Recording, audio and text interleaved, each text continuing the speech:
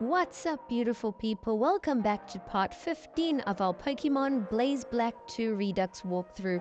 In the previous video, we battled Rival Blue. We also came across the legendary Pokemon Cobalion and made our way through Chargestone Cave to Mistralton City, and that's where we are kicking things off. Today we entered the Pokemon Center, and this trainer, whose name is Juan, wanted to take us on for a battle, so we're definitely not going to shy away from a battle. And his first Pokemon was Love Disc, level 50, which we knocked out. And the second Pokemon he is sending out is the tricky Pokemon Whiscash, which is water and electric type. So I'm going to swap out my Pokemon and send out Metagross. That's right, our Metang did evolve into Metagross off camera. I did a little bit of training to level them up a bit because this trainer is quite tough. All of his Pokemon are level 50, so you've got to be quite strong to take him on. Whiscash is a difficult one because normally water Pokemon have an electric type weakness, but Whiscash is water and electric, so you really want to try and use grass attacks on it. That would be really super effective, and that's what Metagross has been doing. We've been using Grass Knot to knock it out. And now his next Pokemon he's sending out is Crawdaunt. I think this is his main Pokemon because that's the Pokemon that was out with him in the Pokemon Center, and it's level 51, so it's the strongest he has sent out yet.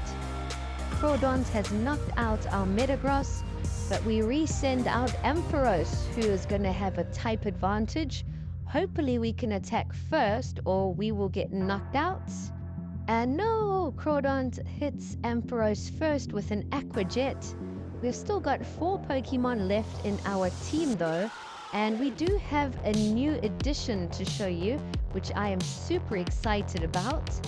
But next we have sent out Dragonair. I think Dragonair is definitely going to knock out Crawdaunt. Our Dragonair is currently sitting at level 52, so I think it's very close to evolving into Dragonite.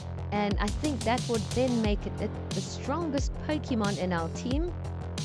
But we knock out Crawdaunt, and Trainer Juan is sending out Kingdra, the water and dragon type. It hits Dragonair with an ice attack, but we hang in there.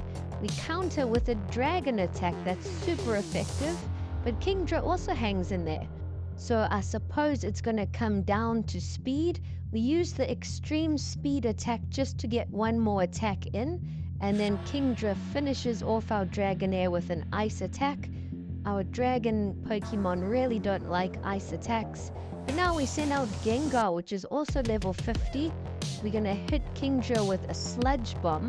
Sludge Bomb seems to be really strong, so I do recommend teaching Gengar Sludge Bomb if you are using it in your team. Now, Trainer Juan is going to send out Walrein, which again is a water and ice type Pokemon. We really need Ampharos alive for this. But we hit it again with a Sludge Bomb. Hopefully Gengar has what it takes to knock it out. I think Gengar might pull this off, especially if we can poison it. We hit it with 2 Sludge Bombs and its HP is in the red zone. And it looks like Gengar's done it. Gengar attacks first. We have knocked out Walrein. And we have done it. We have defeated Trainer Juan. That was a random battle, but super tough. Like I said, I did have to go and do a whole bunch of training before taking him on, because the first time I took him on, I lost. I wasn't expecting him to be so strong, but he's got quite a machine team with him. So just be prepared before you agree to that battle. And I do want to show you guys the new addition to my team. We found our first shiny Pokemon, which I've added to our team. We found it in Chargestone Cave. And now as we exit the Pokemon Center, we bump into Professor Juniper. So she says we've seen 370 Pokemon And she gives us a Master Ball, which is going to be super helpful. We're definitely going to save that for a legendary Pokemon. And all of a sudden, someone else runs along, and it's Skyla, the gym leader for Mistralton City. Skyla is one of my favorite trainers, so I do know of her pretty well.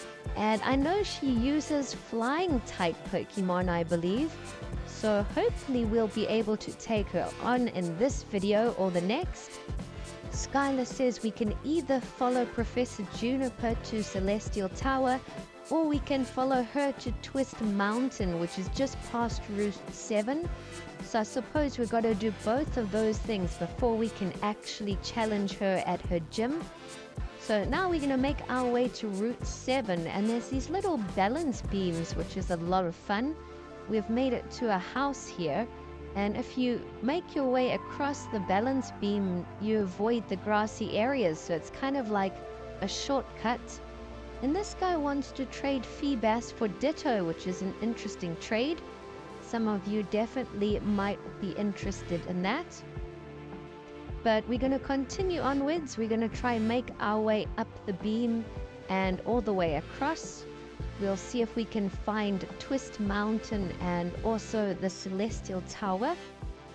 There are a load of trainers in Route 7, so if you want to train up any new Pokemon, now is your chance. There's also loads of cool new Pokemon that you can find in the grass.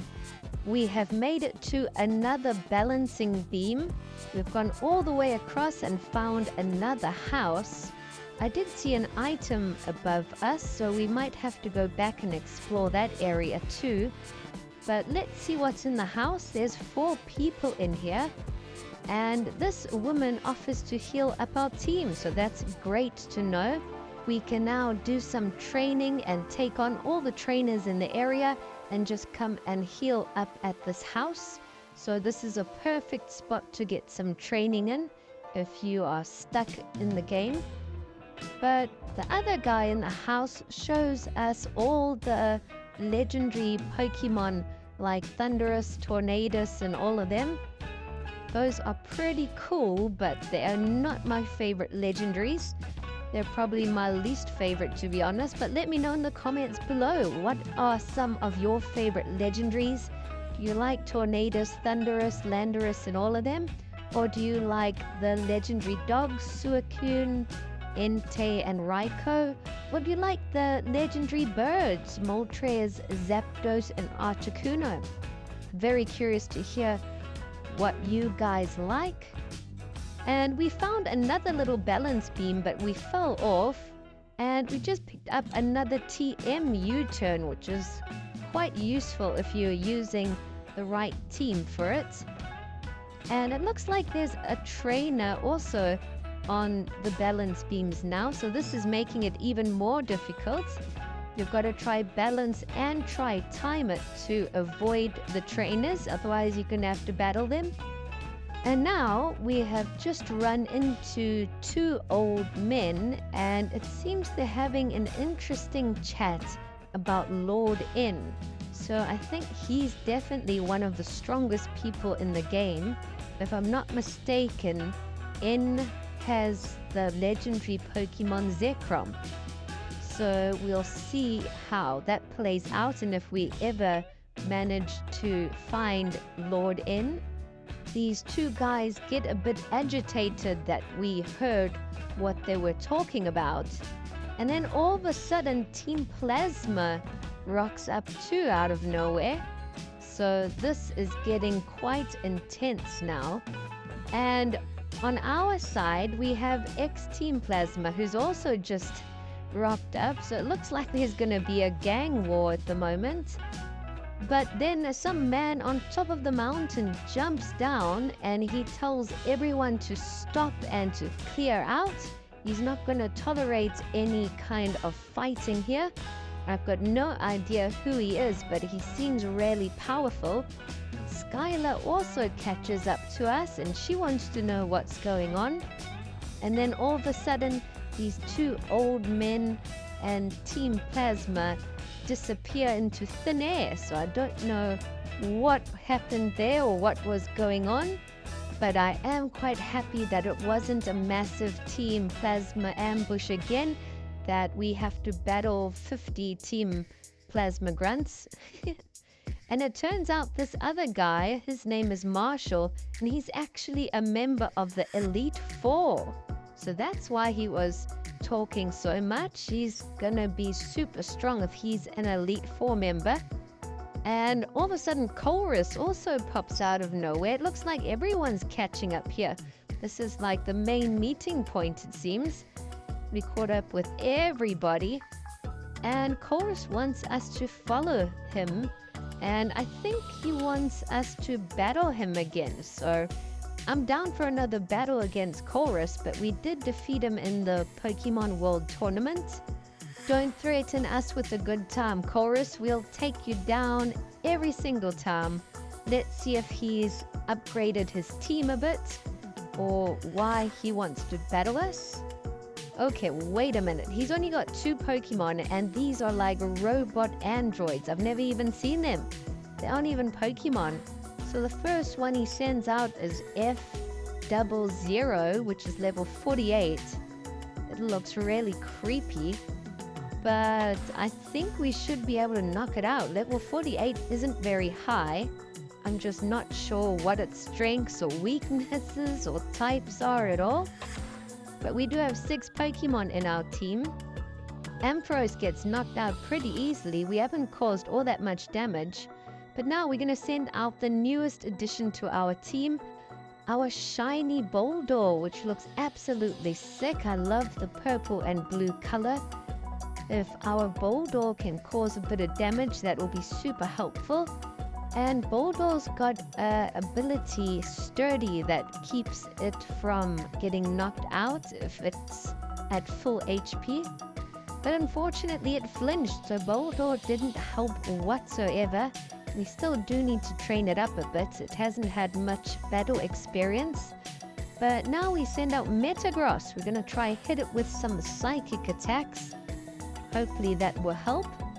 And yes, it does a little bit of damage, but it's not very effective. So we're just going to try all different types of attacks. We're going to try hit it with Grass Knot now. And they all seem to be doing the same amount of damage, which isn't all that much.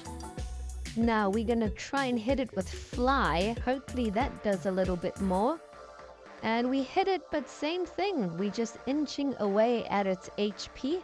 Nothing is all that effective. Maybe fire attacks might be effective because it looks like it could be a steel type if it's like a robot android, right? I don't know, but that would be my guess. We use a potion and Metagross has now been knocked out. So we're going to send out Boldor again. Hopefully Boldor can get an attack in this time. We can try use a ground attack. Earthquake is quite a strong attack, so hopefully it does a bit of damage. And Boldor's Sturdy ability keeps us in the battle. We hit it with Earthquake and it's super effective. Wow, okay, so that's what we needed. Our Boldor also leveled up to level 49. And now Colress's next android is called MT, so I don't know what that is. Let's see. Whoa. Okay, this thing is huge. MT could be the name Mountain because this thing is the size of a mountain. We can't even see its head, it's so big. This is like Godzilla. Blastoise vs. Godzilla. This is like Jurassic Park. It's like the new movie that's coming out. There's a T-Rex monster that we're battling. Our Blastoise hits it with a water attack and it causes quite a bit of damage. So it looks like we've got it under the belt. If we can hit it with 1 or 2 more attacks, we should be able to knock it out. And yes, we knocked out the mountain. So we have defeated Colress's new androids. He thought he would defeat us with them, but no such luck, Colress. Keep trying. Keep at it, buddy. You'll get there eventually. Not. But it seems like the path this direction is blocked. There's nowhere we can really go at the moment. So we're gonna make our way back, and there was a little bit of the route to the west that we didn't explore. So I just want to make sure that there's nothing important there, and also pick up the items that are here. So we pick up the item, it's an elixir, and we found a tower. So I'm guessing this is the tower that we had to come to, that Skyla told us about. And it looks pretty creepy.